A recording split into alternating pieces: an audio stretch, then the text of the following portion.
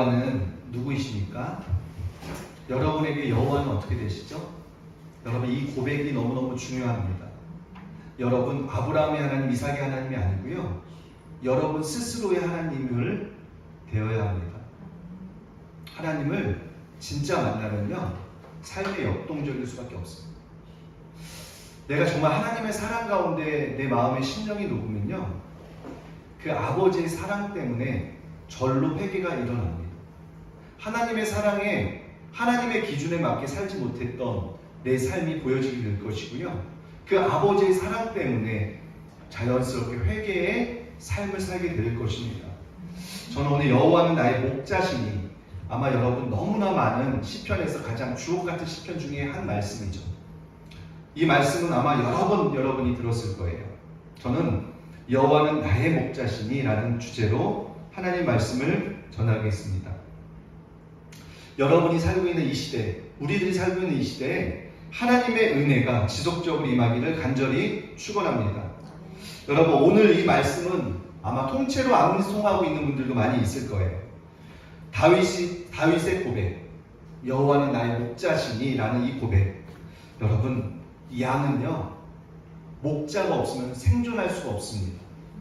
여러분, 양은요, 목자의 도움이 없이는 스스로 생존할 수 없는 동물 중에 가장 연약한 동물 중에 하나입니다. 양은 또 눈도 어두워요. 눈도 어두워서 바로 앞에 구덩이가 있는데 그 구덩이를 모르고 지나가다가 넘어지면 스스로 일어날 수가 없다고 하더라고요. 그렇듯 양은요, 목자의 도움이 필요합니다. 그런데 시편 23편은 다윗이 오랫동안 하나님과 인격적인 교제를 통해서 하나님에 대한 신앙 고백이라고 할 수 있습니다. 저는 오늘 목자로 인정하고 목자로 부르는 저와 여러분에게 하나님의 세 가지의 인도하심을 가지고 하나님 말씀을 전하겠습니다. 하나님을 목자로 인정하고 의지하는 사람에게는요, 하나님의 은혜가 임합니다. 첫 번째 인도에는요, 본문 2절에 보면 누이시며 쉬게 하십니다라고 본문에서 이야기합니다. 여러분, 양은 어두워요. 눈도 어둡고 양은 스스로 돌볼 수가 없는 동물 중에 하나예요. 그런데 오늘 본문에서 2절에 보면 누이시고 쉬게 하신다라고 이야기합니다.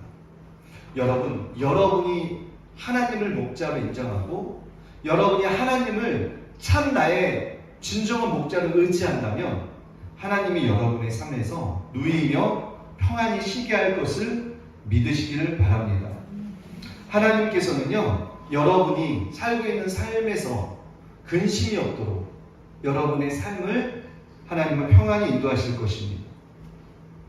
여러분, 먹고 사는 문제로 인하여 근심하고 먹고 사는 문제로 인하여 여러분의 삶에서 어떤 평안을 잃어버리지 않도록 하나님은 분명 여러분의 인도하실 것입니다.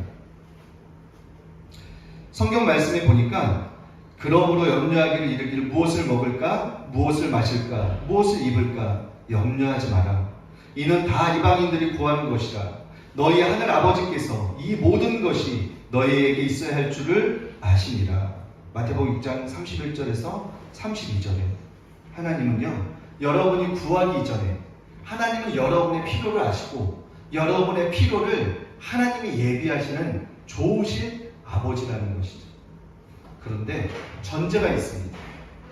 그 전제가 뭐예요? 여러분이 하나님을 목자로 전심으로 인정할 때, 여러분이 하나님을 목자로 전심으로 따를 때, 여러분이 하나님을 목자로 전심으로 그분을 신뢰할 때 하나님의 인도하심 속에 평안히 쉬고 누울 수 있는 그러한 은혜를 주실 것입니다. 자, 하나님의 인도하심의 두 번째 인도하심입니다.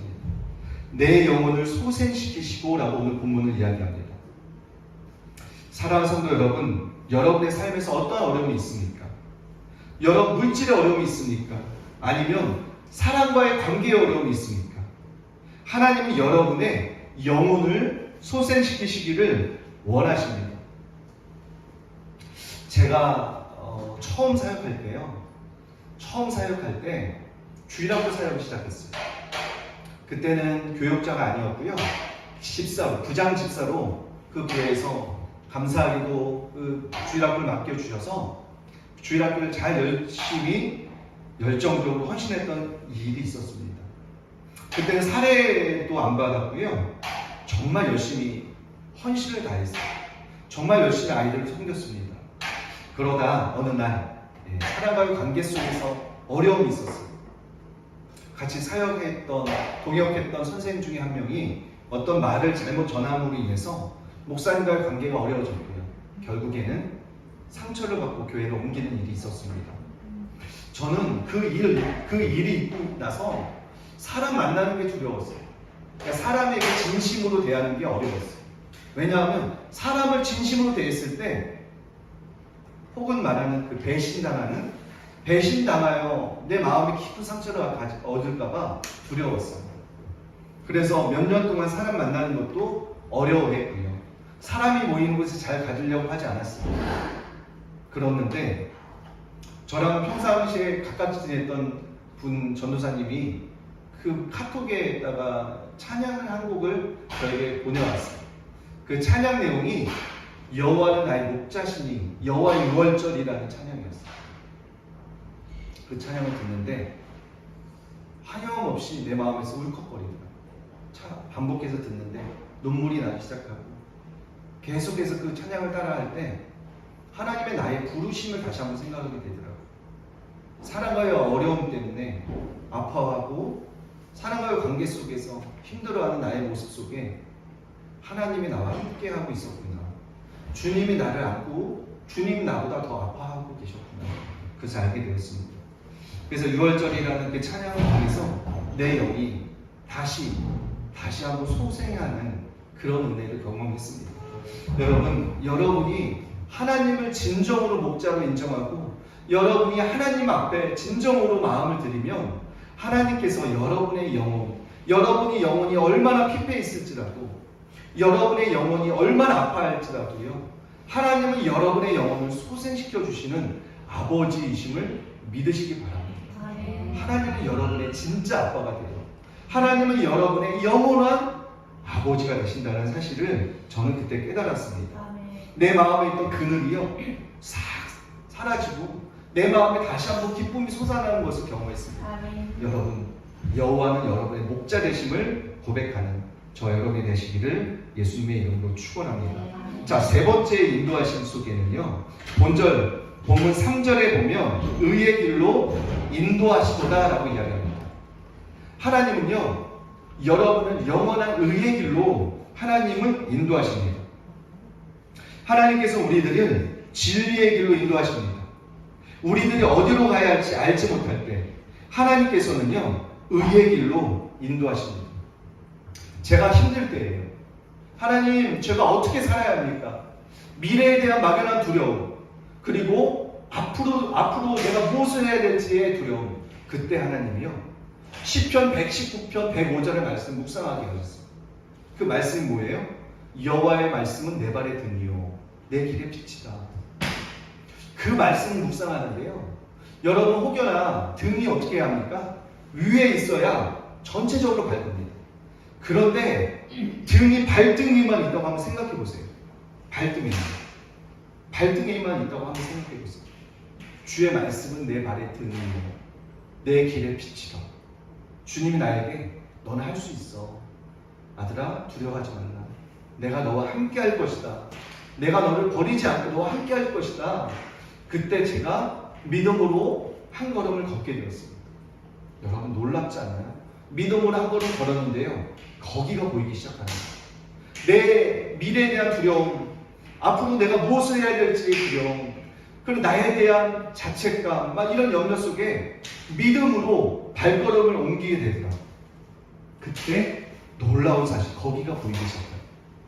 여러분, 아브라함에게요, 하나님 뭐라고 이야기합니까? 본토 친척 아비집을 떠나 내가 너에게 명령하고 지시할 땅으로 너는 가라.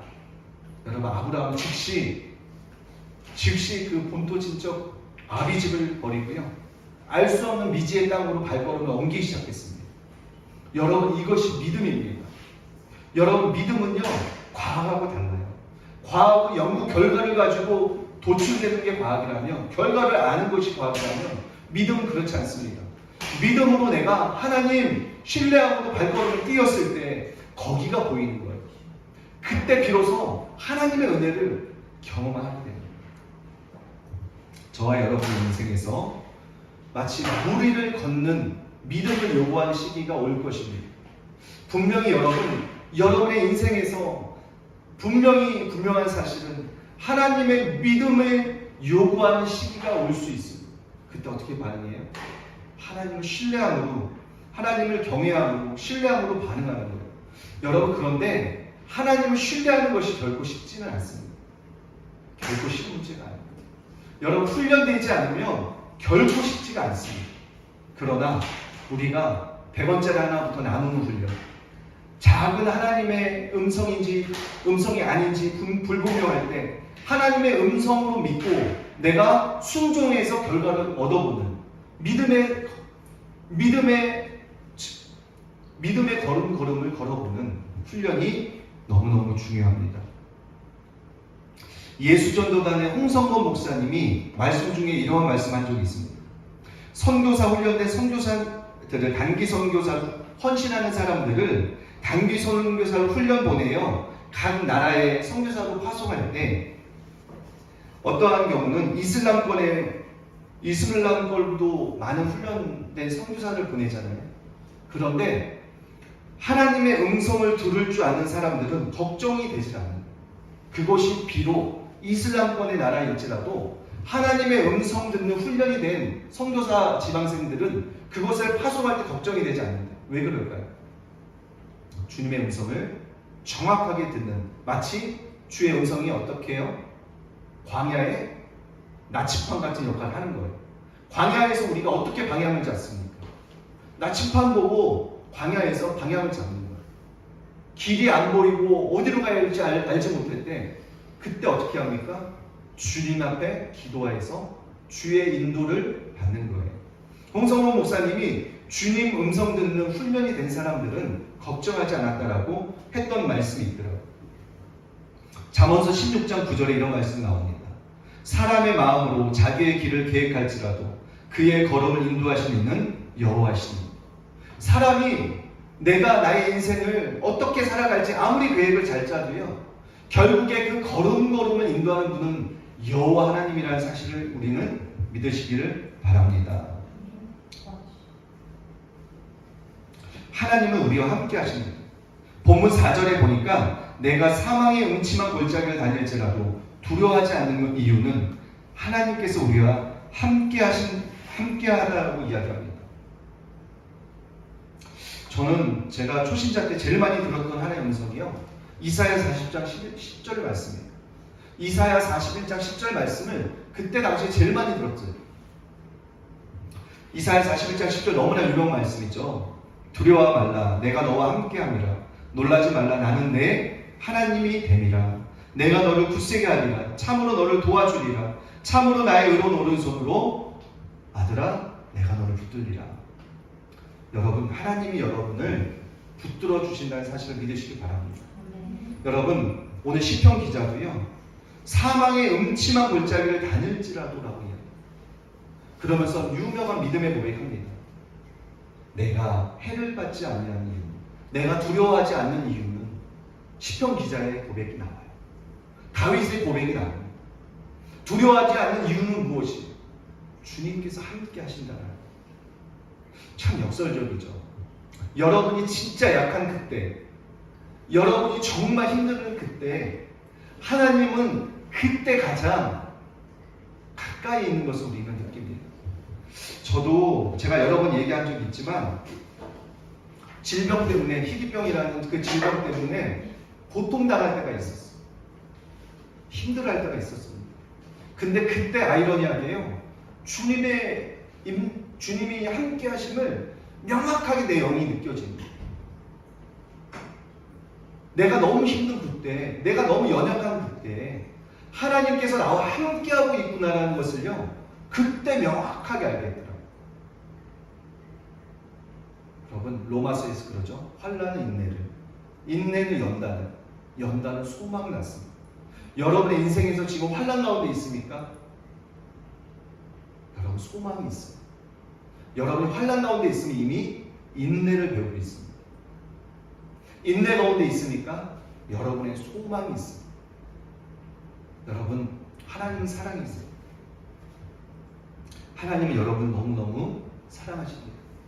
여러분이 그 손을 놓지만 않는다면, 여러분이 끝까지 포기하지 않는다면 하나님은 여러분의 목자가 되어주시고 여러분의 삶에서 여러분의 사망의 음침한 골짜기를 다닐 것과 같은 두려운 상황 속에서, 여러분이 힘든 그 상황 속에서 주님께서 함께 하신다는 그 사실을 여러분 그때 비로소 명확하게 알게 될 것입니다. 여러분, 하나님 모세의 뒤를 이었던 여호수아의 사명은요, 하나님의 약속한 그 땅까지 이스라엘의 그 수많은 백성을 인도하는 사명이 있었습니다. 여러분, 여호수아는 두려웠던 거예요. 여호수아는요, 그 기사와 이적을 다 눈으로 목도했고요, 그 모세와 함께했던 하나님, 모세의 지팡이를 통해서 수많은 기적과 이적을 행했던 그 하나님의 권능을 보았고, 그 하나님이 모세와 함께하는 것을 친히 모세의 수종자였던 여호수아는 보았습니다. 그랬던 그 여호수아가 모세의 뒤를 이어 이스라엘 백성을 인도하는 사명 앞에 두려웠던 거예요. 그때 하나님이요, 여호수아에게 계속해서 말씀합니다. 두려워 말라. 두려워 말라. 내가 모세와 함께 했던 것처럼 너와 함께 있어. 너와 함께함으로 이 백성을 약속한 그 땅까지 인도하게 될 것이라고 이야기합니다. 마지막으로 원수 앞에서 우리를 높이십니다. 여러분 인생에서 여러분을 적대시하고, 여러분을 미워하고, 여러분을 죽이려고 하고, 여러분을 두렵게 하는 그 원수 앞에서 하나님은 여러분을 높이시는 놀라운 일이 있게 될 것입니다. 여러분, 혹시 직장에서 여러분을 미워하는 사람, 혹여나 여러분을 힘들게 하는 사람 앞에서 여러분을 하나님이 높이시는 경험 하신 적 있으십니까? 있기를 예수의 이름으로 축복합니다. 저도 있었습니다. 제가 예전에 병이 오기 전에 낮에는 일을 했습니다. 낮에는 은행에서 일을 했고요, 밤에는 신학교를 가서 공부를 했어요. 그때 은행에서 일할 때 저를 힘들게 했던 많은 사람들이 있었어요. 정말 힘들게 했습니다. 자존심도 상하고, 나보다 나이도 한참 어린 사람한테 무시당하고, 그런 게 너무너무 힘들었어요. 그때 하나님의 말씀이 생각나요. 원수를 축복하라. 너를 힘들게 하는 그들을 축복하라. 그런 생각이 나는 거예요. 힘들었어요. 감정적으로 너무 힘들고, 너무 미웠고, 너무 분노가 올라왔고, 그런데 하나님의 말씀이 생각이 나는 거예요. 그때 내가 어떻게 결정했어요? 그래, 하나님 말씀대로 내가 그를 위해서 기도하겠습니다. 그리고 그를 축복하기 시작했어요. 나를 힘들게 하는 그 사람들을 예수 그리스도의 이름으로 축복하기 시작했어요. 그리고 나서 환경은 여전히 변하지 않았어요. 환경은 여전히 변하지 않았고, 여전히 그들은 나를 계속해서 싫어했고, 나를 계속해서 힘들게 했어요. 근데 내 마음이 변하기 시작해요. 그 전에는 자존심 상하게 생각했던 마음이 이제는 괜찮아지더라고요. 그리고 더 나아가 그가 진짜 불쌍하게 생각이 나는 거예요. 그리고 나중에 진짜 그분을 위해서 축복하기 시작했어요. 그때 하나님이 일정 시간이 지난 이후에 나를 그들 사이에서 이렇게 높이시더라고요. 그들 사이에서 저를 높이시더라고요. 마지막에 제가 그 직장을 이제 그만둘 때 지점장님이 부탁하는, 김주임, 사람 좀 소개시켜주고 가야 돼요. 김주임이 소개시켜면 내가 그 지점장님이 하는 말씀이, 김주임이 소개시켜준 그 사람 내가 채용하겠다고, 그냥 믿고 채용하겠다고. 사람 좀 소개시켜주고 가라는. 하나님의 원수들 앞에서 높여주시고요. 여러분, 이러한 경험을 여러분도 하시기를 예수의 이름으로 축원합니다. 여러분이 힘든 그 상황 속에서 여러분이 하나님을 목자로 의지할 때 하나님은 여러분을 그곳에서 여전히 환경은 변하지 않지만 여러분 마음이 힘든 마음이 아니라 평안의 마음으로, 그리고 아버지의 축복이 여러분의 인생 속에서 흘러가게 된다라고 말씀하고 있습니다. 사랑하는 성도 여러분, 이제 말씀을 정리하겠습니다. 하나님을 목자로 인도하고 하나님을 목자로 인정하는 저와 여러분의 삶 속에서는요, 누이시며 쉬게 하시는 인도하심이 있습니다. 그리고 우리의 영혼을 소생시키는 인도하심이 있습니다. 그리고 하나님은 자기의 이름으로 인하여 우리의 길을 어떻게 인도해요? 의의 길로 인도하는 거예요. 하나님의 이름 때문에 하나님의 말씀대로 순종했더니 하나님 당신의 이름을 이유하여 우리를 하나님의 의의 길로 인도하시고, 그리고 원수들 앞에서 하나님이 우리를 높여주신다라고 이야기합니다. 사랑하는 성도 여러분, 우리가 살아가면요 항상 좋은 일만 있지 않아요. 아픈 순간이 분명히 올 것입니다. 포기하고 싶은 순간도 올 것입니다. 그러나 목자재 되시는 우리가 예수님을 바라보고 그 아버지를 바라볼 때 하나님은 넉넉히 여러분에게 이길 힘을 주신다는 사실을 믿으시기 바랍니다. 분명한 사실은 우리가 하나님을 목자로 인정하고 그분을 신뢰하고 환경이 어떻든 환경에 좌우되지 않으며 그분을 신뢰하고 그분 앞에 엎드려 기도할 때 하나님이 여러분의 인생에서 원수들 앞에서 여러분을 높이시는 역사하심이 분명히 있게 될 것임을 믿으시기 바랍니다. 여러분 인생에서 여러분 가족 중에 믿지 않는 가족이 있습니까? 믿지 않는 가족 중에서 하나님이 여러분을 높이실 거예요.